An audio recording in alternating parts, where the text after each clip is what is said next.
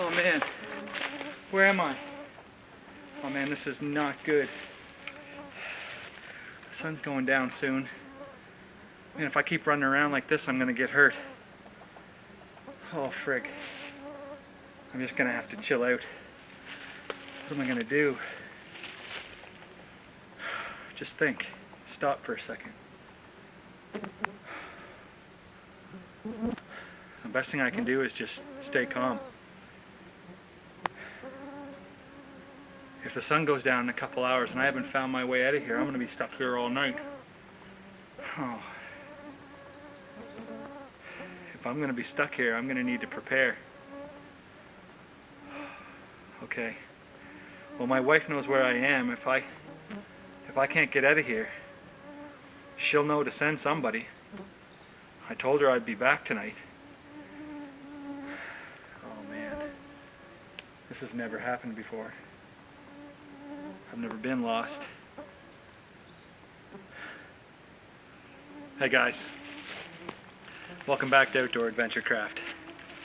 Well, I've been out fishing today, and I've managed to get myself good and lost. Not really. But I did want to demonstrate how quick it can happen. You know, what I've been doing here is going from one fishing spot to another, getting deeper and deeper into the woods. I know the area, but it wouldn't take much to get turned around, especially in bush like this. If you saw from some of the camera angles, it almost looks the same in every direction. It would be very easy if someone didn't take a compass bearing when they were headed in to, you know, in the excitement of trying to find that fishing hole or maybe catching a fish, and get spun around and have no clue where they were. So what I want to do is I want to spend the night out here like I'd actually gotten myself lost. You know, as the night goes on, this is actually going to become more and more an actual survival situation. Okay, because I put myself into this to simulate it for you guys, but once it gets dark, if I actually do try to find my way out of here, then I could be in trouble. Because, you know, tromping through the woods, even if you know where you're going in the dead of night, actually does start to increase the level of risk and injury. And if you have a mechanical injury out here in the bush, it could actually mean I would be stuck here until rescue could arrive. Now, you guys probably remember my video from just the other day where I showed you my EDC loadout, my everyday carry stuff. So I mentioned that I wanted to do a video where I stayed out for a whole night just with what I had on me, so my EDC gear. Now, I have a contingency plan. I have brought a larger pack with some ration bars and emergency water. So that's back at my semi-permanent shelter about 1 kilometer away. So if I get in trouble, I do have a much better shelter and food and water. But basically all I've got on me today is what we talked about in the other day's video. So like I showed in my video the other day, guys, I've got my iPhone, my EDC pouch, and my Camillus Bushcrafter. On the other side, I have my keys, and for safety reasons tonight, I bought bear spray. Now, because I am simulating being a lost fisherman, I have half a bottle of juice, my fishing rod, some tackle, and because when people go out often they might bring something to eat, I do have a bag of trail mix. So as you can see, guys, really what I'm working with is what someone who would be out here fishing would have had on them anyway. I do have a small amount of juice with me and a snack, just like someone who had been out fishing for the afternoon probably would have had with them. Outside of that, I'm going to be relying only on what I brought with me in the EDC loadout that you guys saw in the video the other day. Now, I probably already mentioned I do have a backup plan. Back at my semi-permanent shelter, I have food and water and a raised bed and a sleeping mat and all those kinds of things if I get in trouble. But the goal tonight here is to spend the night out with just the EDC. I got a feeling it's actually going to suck pretty hard. I'm looking forward to it, but I've been kind of nervous and gearing myself up for it. because, you know, I camp a lot, but I often have a certain amount of luxury. It's surprising what you can get in a 2-liter space that can really make your stay overnight really comfortable. When you try to stay out overnight with just what you've got in your pockets, or a small pouch no bigger than a camera bag, all of a sudden the game changes. So it's going to be really interesting to see how the night works out, guys. So the first priority is going to be shelter, because it could rain and it isn't going to get warmer. It's going to be nighttime. Second to that is going to be making sure I have some water to drink, because that small amount isn't going to last me if I'm stuck out here for, say, 18 to 24 hours. So let's get to work, guys, and get some shelter set up, and we'll go from there. Guys, so this right here, this is deer scat, these little pellets. What that tells me is that this is a game trail. Watch out for stuff like that, and obviously tracks and things. And don't set your shelter up too close to that. You'd want to be a ways back off any kind of trail like this. Let's say 100 feet or more if you can. Guys, this is the area here that I want to look to set up my shelter. And the reason for that is there's lots of fir trees standing close together. I should be able to find a good width from my tarp. As well, you see there's a lot of dead wood up off the ground. That'll, look at it all down there. Just a wonderful source of dry firewood, all dead and up off the ground like that. It makes my search really easy if it's really close. So I guess this is it, guys. It's almost 7 o'clock, so it's getting real now. I kind of scouted this spot here because in the lay around it's up a little bit. If it does rain, I don't want water to be shedding down off the land towards me. I also I haven't actually had this little emergency blanket out. It's 76 inches or 84 inches by 54, so I'm hoping these two trees here are going to be approximate lengthwise. They look it. If I have to move, I'll move. But this looks like where we're gonna set up. And again, what you see right here is, and what I brought with me, is what we're gonna make do with tonight. Before I get that tarp out, I'm starting to feel a little hungry. Now, if you don't have water, it's important that you get water first. I still have a small amount of fluid, so I am going to have something to eat, but I wouldn't want to go eating all this peanuts and raisins and stuff like that without having access to lots of water. There's two reasons. One, it's salty and it's going to make me more thirsty, and two, well, your body needs water to digest food in the first place. So always make sure you have a source of water first, and if you're hungry, eat a little bit at a time and make sure you're getting plenty to drink. So I am going to have a bite to eat now. Perfect. Just inside these two trees here. So what I'm going to do is I'm going to make some small toggles and use some of the cordage I have in my pack to lash it to these trees. So let's do that. So here's what I got for toggles, guys.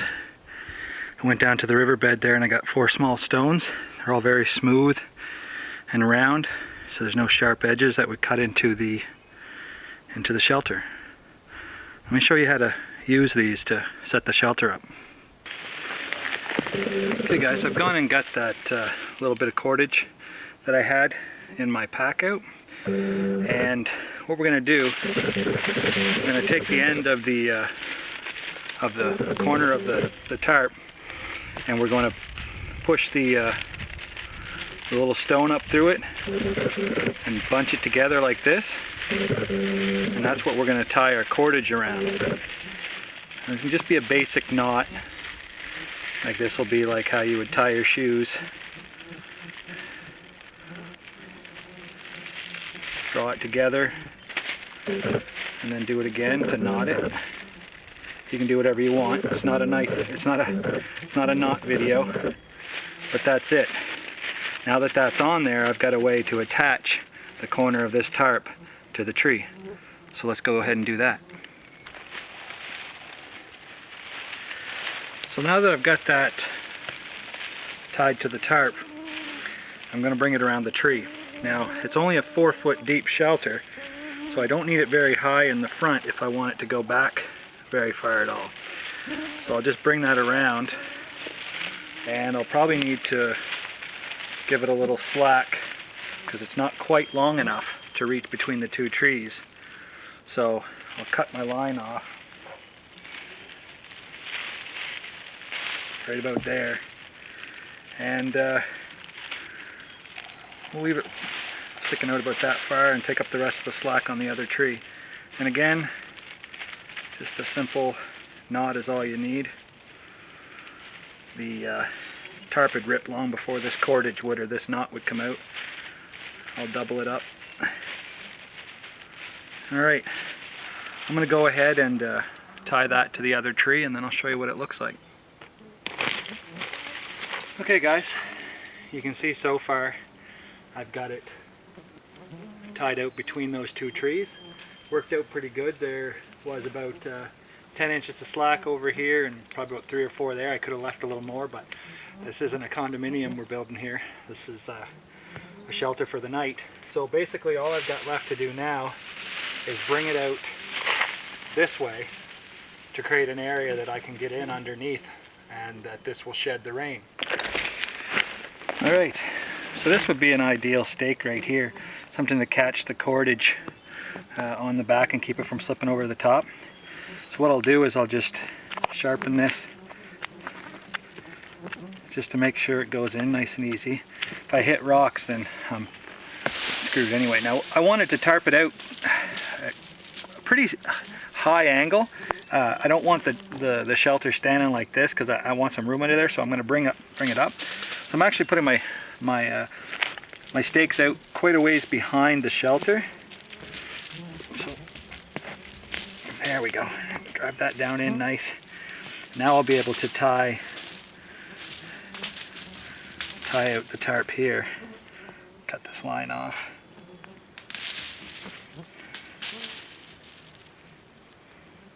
I could have made a slip knot or something first and then tied it out, but again, I'm not building a casino. There, that's nice and taut. And I'll go do one on the other side. Okay guys, so here it is. This is where I'm going to be spending my night. It's 7:45. You can tell it's getting darker. I'm soon going to have to turn the ISO up on the camera to start getting enough light. I didn't want to change it too early because I wanted you guys to sense the sun going down, so when I have to I will. I've still got to clean it up in here and get some spruce and fir boughs to make a bed in here, but lengthwise this should be good. In case it rains, I'll be back in out of the weather. So yeah, I'm going to start clearing this out and grabbing some bedding material, and we'll talk to you soon.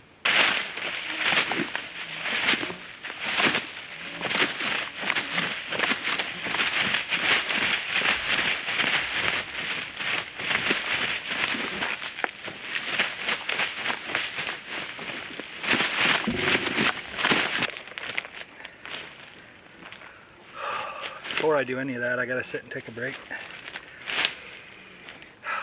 This has been fun. It's not like normal camping, like even just wilderness camping where you've got a big backpack on and you brought a meal and you brought a stove with fuel, or it's a lot of work, and I gotta stop and take care of myself for a minute. I haven't really I've had a couple mouthfuls, but that's been it.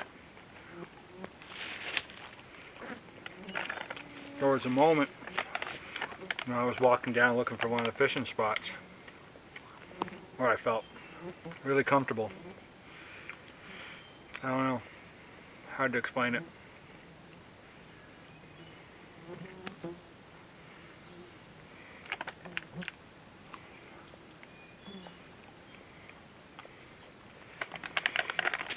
I'm going to start here collecting some boughs for my bed. I picked just a small young one to start with, that way I can use the whole tree rather than harvesting them off of an adult tree. So yeah, just cut against them and start harvesting them. I'm gonna need plenty of them to make a decent bed. So I'll keep at this for a while and I'll catch up with you in a bit. That's probably not going to be enough, but I'll take it over and see how it looks. This is probably the last scene I'm going to be able to shoot before I got to turn the ISO up on the camera so you guys can see what's going on. But I'm going to lay these spruce and mostly fir tips out here to see what kind of spread I got. Next week it's June, so I'm not worried about losing a lot of heat to the ground. I am some, but I'm also, I want to be comfortable because this is less than ideal, so anything I can do to increase my comfort is going to be good. I'm starting to get pretty tired, I got to admit. I've been sweating a lot, trying to get this up before dark, collecting all this. So regardless of where I'm at after this, after I lay these in, I'm going to have to go get some water because that juice is gone. And like I said, I've been sweating a lot collecting all this, so it's going to be time to get some water purified and get a drink. So let's lay this in here and see what we got.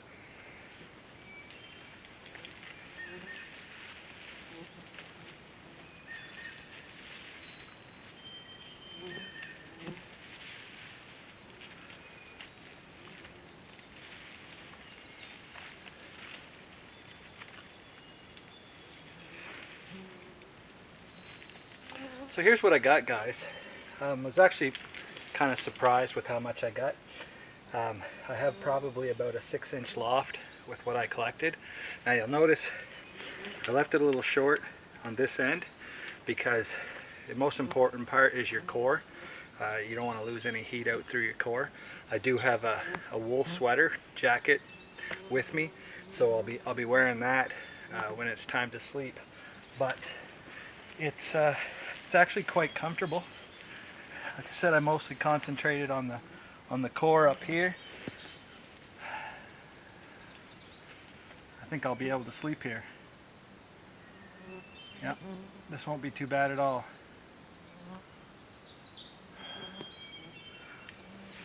Let's go get some water. Here's a look at the shelter, guys. Hope you don't mind if the camera's a little jittery. Let's just walk around it there and give you guys a look. So yeah, well, it took about 2 hours to do that. Put it all up and collect it. So you got to prepare for that time. Once you make your decision to stay, you need to prepare that time. And if I try to collect any firewood, that's going to take a while too. Let's go back down to the river.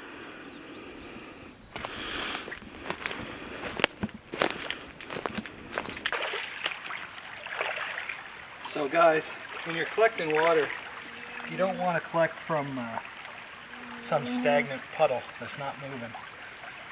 Up above this is a much wider section of the river, and I know that it continues to flow down through. So anytime you've got good moving water, you've got good water to start with for whatever type of purification you're going to do, whether you're going to boil it or use purification tablets or what have you.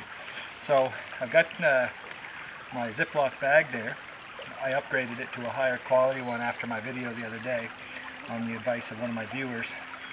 Got one with a double zipper. So this should collect about 1 liter of water.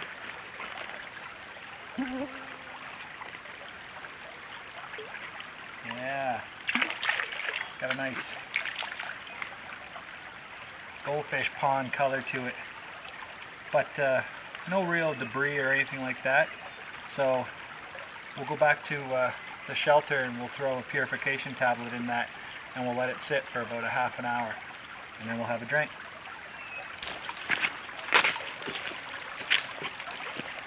Okay guys, so I've got the water here. There seems to be a small leak on this side of the bag right here up in the corner. It's not bad. The actual Ziploc itself It doesn't have any leak at all. So probably what I'll do is I'll put my water purification tablet in, and then I'll set the offending corner up in the air so it's not dripping. So yeah, so I got my water purification tablets here. Let's get one of those out. Like I said, this is probably about a liter of water. So there's one whole tablet, and there's like a little piece of one that I broke off one time. So about a third. I'll throw 1 1/3 in there just to be safe. So I want to be careful and set this down when I open it up to put the tablets in. There. Zip it back shut. So the little purification tablets are in there and they're doing their job. So I'll just figure out where this is leaking from and set it up to try to prevent that, and I'll get right back to you. There, now I just arranged the bag to sit in such a way that the corner that was leaking a bit was upwards, so no water can leak out of it. And now I'll start collecting a little firewood while that water purifies.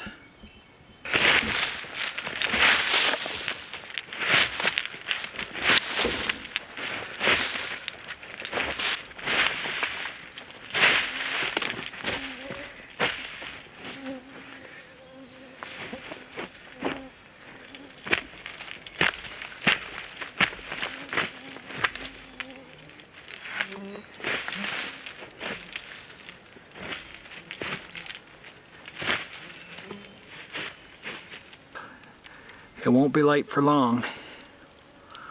I was lucky, found a few rocks right around the area here. After cleaning up a bit, I didn't have to walk down to the stream, so should be able to have a little fire there. Demonstrate a safe way to break sticks and process wood when you don't have an axe. Surprise, surprise, guys that go out fishing don't always bring axes and chainsaws, but I set this on this limb here so that I can break it, bring it up and do that a couple of times, and you can process wood safely. Pretty strong. Alright, so for the last like 40 minutes or so I've just been processing firewood. I got your pencil lead size, a little bit thicker, maybe 1/8 of an inch, pencil size stuff, small sticks, bigger sticks, got a pile of punky wood, and then I got a bunch of fuel there, as well as a bunch of reserve fuel sitting leaning up against the log over there. But I'm pretty thirsty. Sorry for all the noisy focus. And I'm going to drink that entire liter of water, and then I'm going to go get some more for later.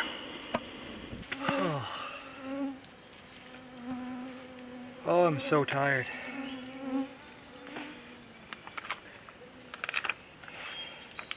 This has probably actually been sitting here sterilizing for like 45 minutes or an hour now.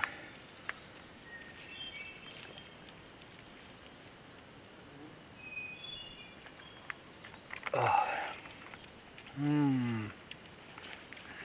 Tastes a little bit like pond, and a little tiny bit like Javex. That's how you know it's working.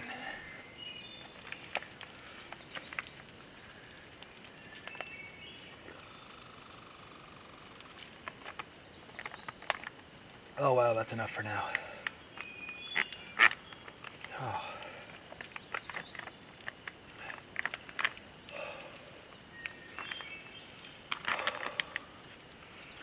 I gotta tell you, that makes a big difference. When you get busy and you're working and you're trying to get one thing done before you do the other things, it's not the way to do it. You gotta stop and regularly hydrate. I've been having little sips, and I had that juice earlier, but a big drink like that was really nice. Okay guys, I went and got some fur resin like you've seen me do in some other videos, and I've got that tinder fungus available, plus all my kindling lined up. So I do have a lighter with me, but I have my ferro rod, and I really trust my ferro rod. It's my go-to fire starting tool. I did a little fire lay here of some punky wood and some dead fir tree bark. There was a standing deadwood over there and the bark was peeling off of it. So let's get some pressure on this. Let's go ahead and try and get some sparks going here.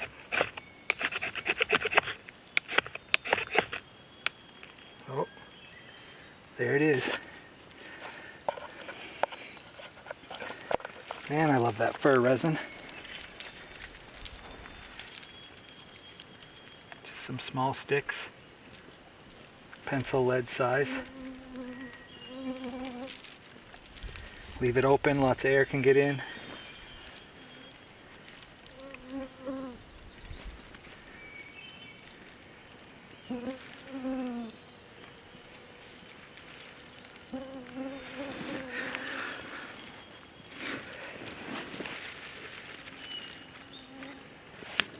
Still working with the small stuff, but I think that's fine. I'm not going to use up all my small stuff in case I need to relight it at some point. I'll use some of the larger pencil sized stuff. It's starting to smoke there a bit, so I won't add any more for a second, because when a fire's burning hot it won't smoke as much. I guess I didn't need the tinder fungus. Put that away till next time.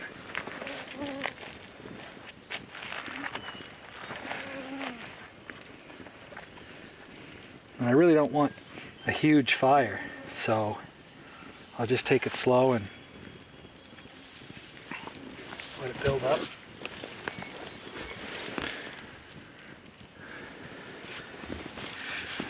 Just put a few sticks of the bigger ones there. They're just maybe a pencil or pen size.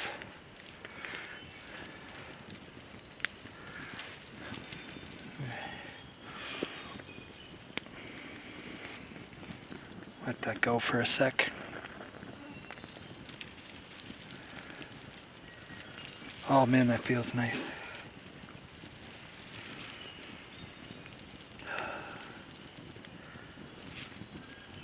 I'm exhausted. A few bigger sticks.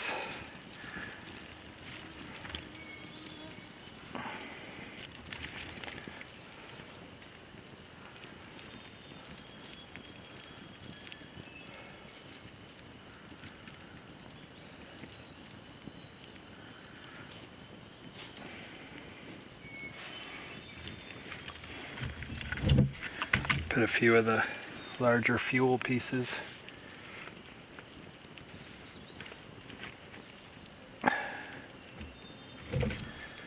While I've got the kindling still going so that I can get some more solid wood burning.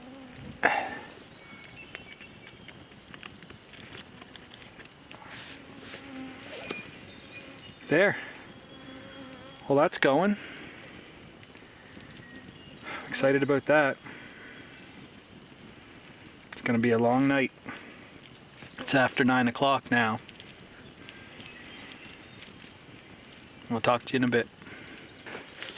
Hey guys, so one thing I did bring was some lights. I put them in my camera bag.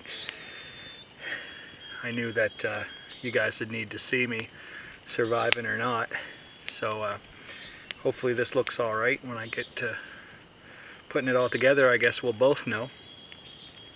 So I got everything I wanted to accomplish accomplished, really. As far as what I set out to do, to set up to stay out the night with just what I had in my EDC on my person. I was able to use this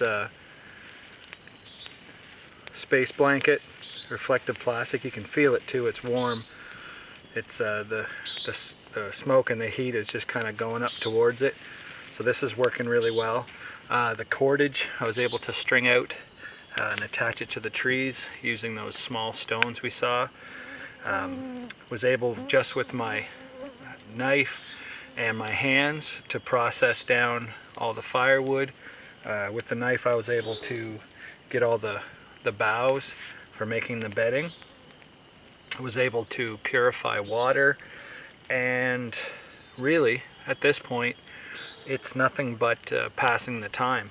So I really think that I've been successful here.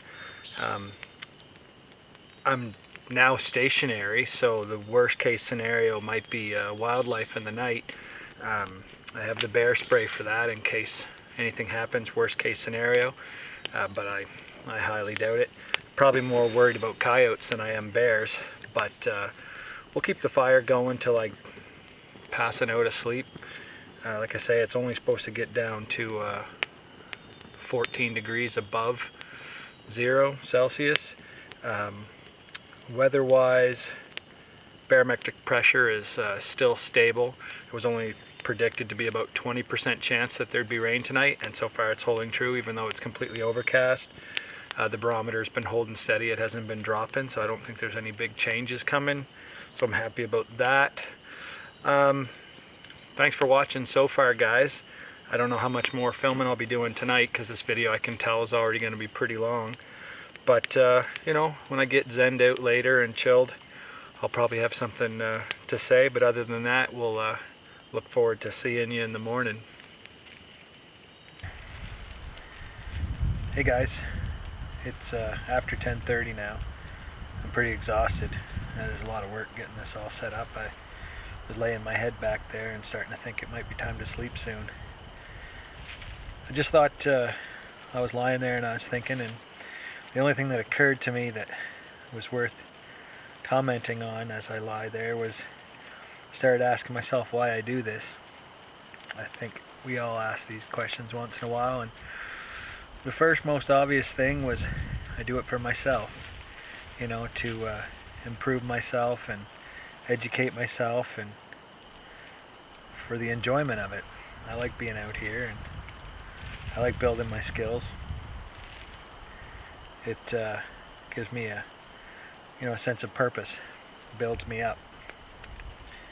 And I think the second reason that occurred to me was passing that on to my kids. And you know, they like being outdoors, and I want them to have the same interest that I do, you know, enjoy it as much. I don't know if they'll ever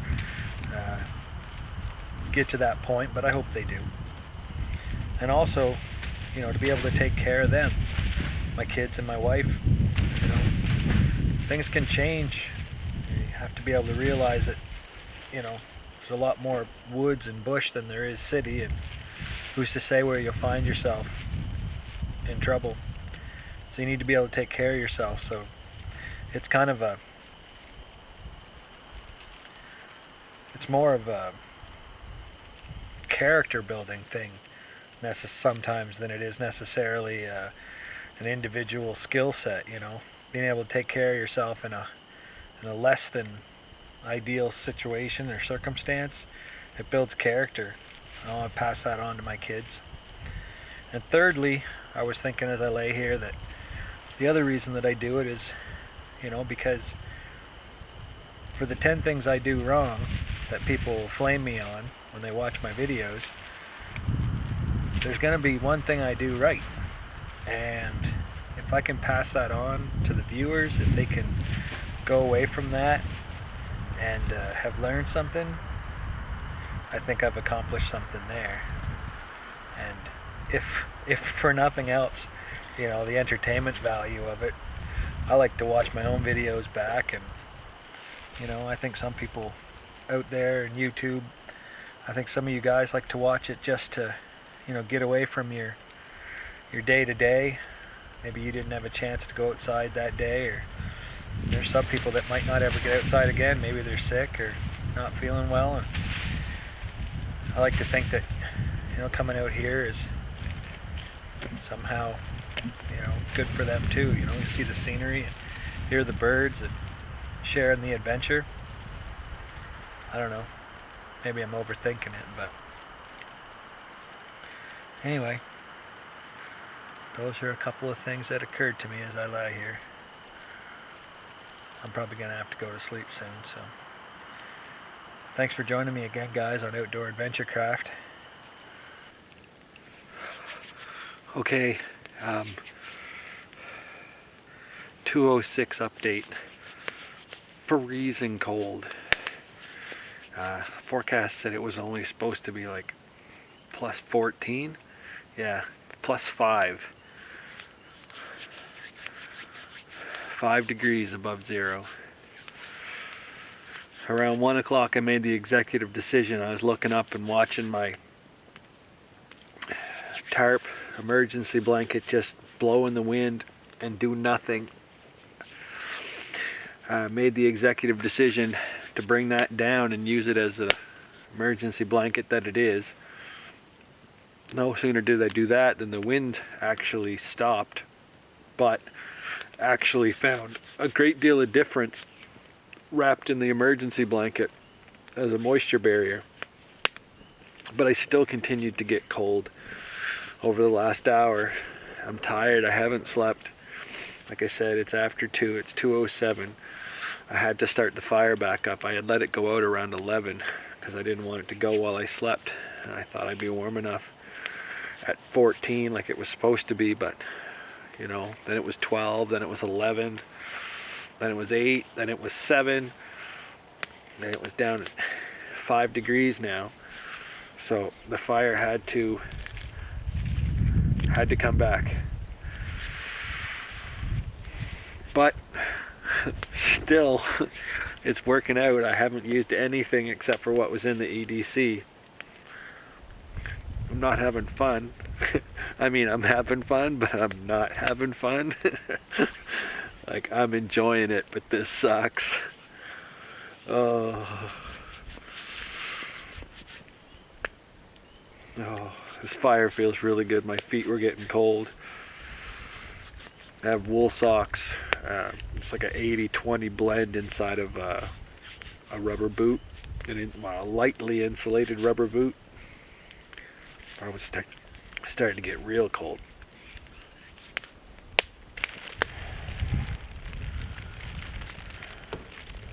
So, what have I learned? Never trust a weatherman. Be prepared to change your plans. I had intended to just use this emergency blanket as a shelter in case it rained. But when the wind picked up there for a while, it was just chilling me right through. I had to use it as a windbreak and a moisture barrier to hold the heat in. That worked for a while, but I had to start the fire back up. Otherwise, I'd have been trekking back to the semi-permanent shelter, dropping the storm flap and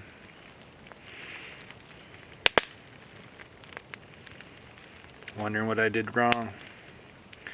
But as it is, we're still on track. Despite the changes, we're still surviving the night out with nothing but what I had on me. The fire was completely out. Instead of going around and picking up fir pitch, I just grabbed some of the small sticks and stuff that I still had left and some leaves and lit it with a Bic lighter and then fed it from there back up to big sticks again. I'm super comfortable right now. Never gonna sleep like this, but it is what it is.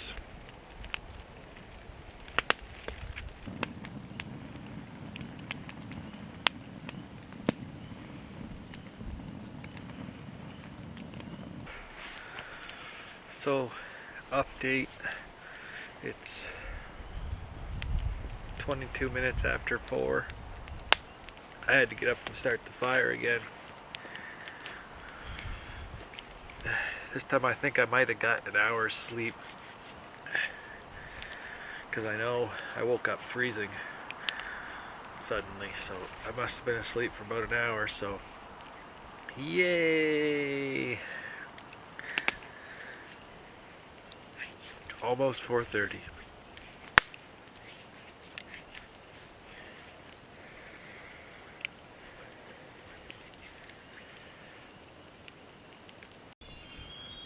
You see that?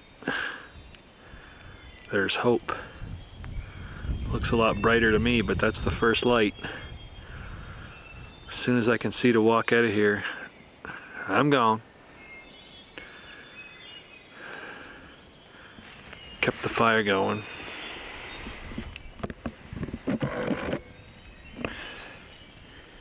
Cold night.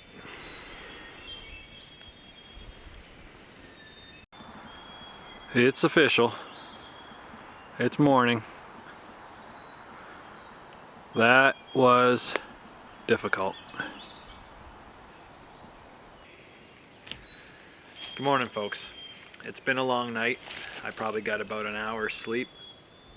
I came out here with the purpose last night to see if I could spend a night out with just my everyday carry items, including that EDC pouch. If you guys want to see the loadout on that, I'm going to put a card up here. Check that out if you want to see exactly the items I brought with me. The other thing you might want to check out is the backup bag that I bought, because trust me, I wanted to pull out my little emergency bivvy all night and crawl into that. And you know, I had my radio, and I had ration bars, and I had more water, and I had all kinds of stuff with me that I would have loved to have gotten into. If you guys want to see the loadout on that bag, I'll put the card up here for that too. But guys, thanks for joining me. I learned a lot tonight. One of the things I learned was that you know, you can make plans. Like I had planned to sleep under that as a shelter just in case it rained, and that changed. It didn't rain. In fact, the weather started to stabilize.